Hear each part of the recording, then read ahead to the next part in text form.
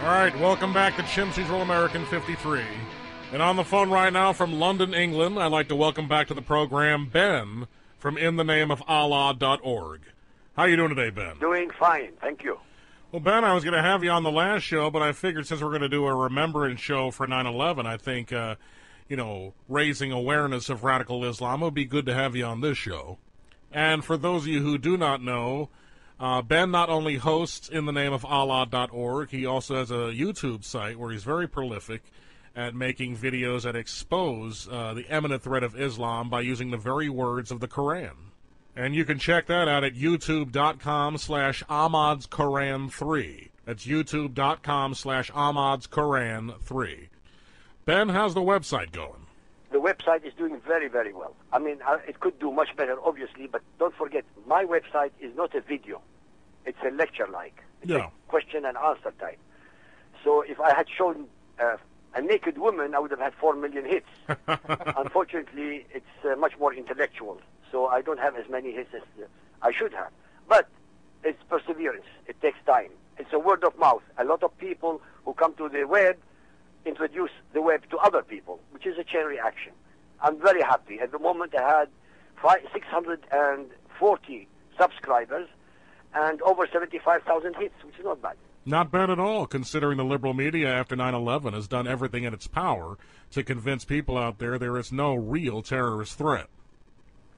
Well, let me put it this way. After 9/11, many totally ignorant people in the media, academia and politicians, assumed that Muslim hatred was because the USA did something wrong. Among the items that their infertile imagination came up with was that U.S. support to many of their dictatorial and totalitarian leaders was one of the reasons. Another was because U.S. supports for a viable and secure Israel, or maybe in the memory of the Crusades. It never entered their ivory enclosed minds to study or even read the Quran.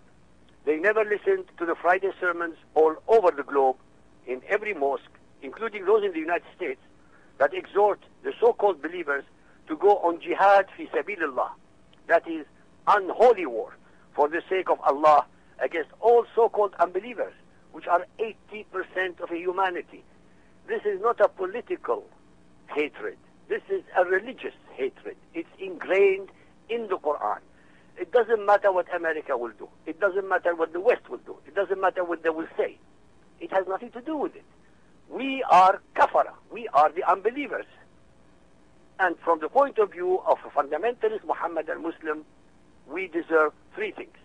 Either convert, or submit to the rule of Islam, or to die. It is that simple, but nobody wants to read it.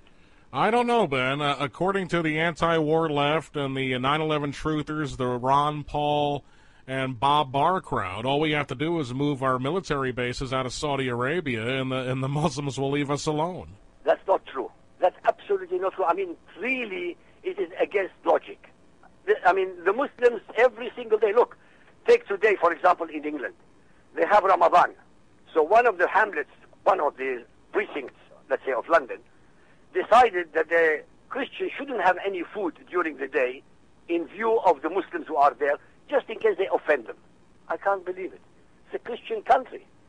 And we are worried about the opinion of 3 million people out of 68 million people. Oh, yeah. And that's what's happening all the time. It is the left wing, the liberals, who are trying to do, all these things. But the Muslims didn't ask for this, really.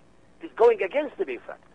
Well, liberals believe if they could just, sit down and talk with the Muslims and pacify them and give them concessions, let's be politically correct like we do at every other victim status out there. They think if we do that with the Muslims, you could reach them, just like Barack Obama's policy of sitting down with Ahmadinejad. That's what he believes. You could actually sit down and reason with these people. This will never happen.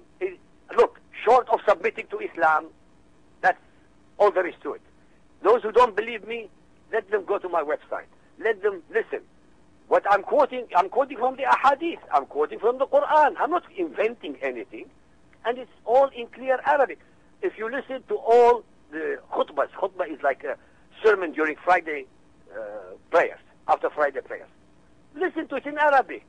And the translations are also in subtitles. By the way, There's a company called Memory, MEMRI. You can have it on YouTube. They have the most astounding collection of YouTube videos, actual, of khutbahs, of prayers against the Christians, against the Jews, against everybody else, and incitement of hatred in public. It's not hidden, it's in public. But those people, they don't want to see it. I don't know what they want to see, but they don't want to see it. I believe most of these people can't see it because they're blinded by their hate for their own country. The Blame America First crowd. As I said earlier, these traitorous liberals that live among us, they're not interested in what's really going on in the real world. Their only concern is about conforming America, or changing America. That's the key word these days. Changing America into its own socialist image. Look, the U.S. and its people have been an incredible force for good for the last 100 years. Yeah. They saved the Europeans in World War I from German aggression.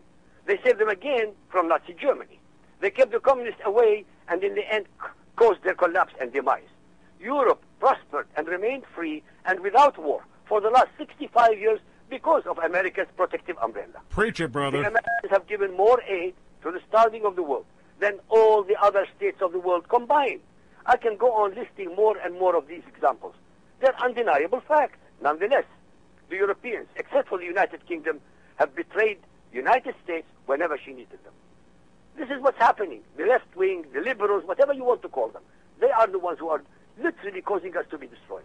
So do I need to even ask you of your preference between the two political candidates running for president? I would prefer the Republican, McCain, simply because he has been to war, he has been to Vietnam, maybe he understands more how to handle an enemy. Obama, he wants to talk. Well, Chamberlain also talked with Hitler. In the end, we had to go to war, 50 million people lost their lives. That's right. Talk is not going to solve the problem. The problem is to educate. And I mean educate the American public, educate the Europeans, educate the whole world. 80% of humanity is under threat, but nobody is waking up. Literally nobody is waking up. They think if they talk, if they give in, it will change. You cannot give in to terror. The law has been established in history. It's a historical law. You can't knuckle under to terror. Either you fight it or submit. There's no two ways. This being the anniversary of 9/11, how likely is it to see another 9/11 or something worse happen again on American soil? It will be very likely. It is likely. I'll tell you what. Only a few days ago, they found out that some women, Muslim women in England, are inciting other women to commit suicide bombing in the United Kingdom.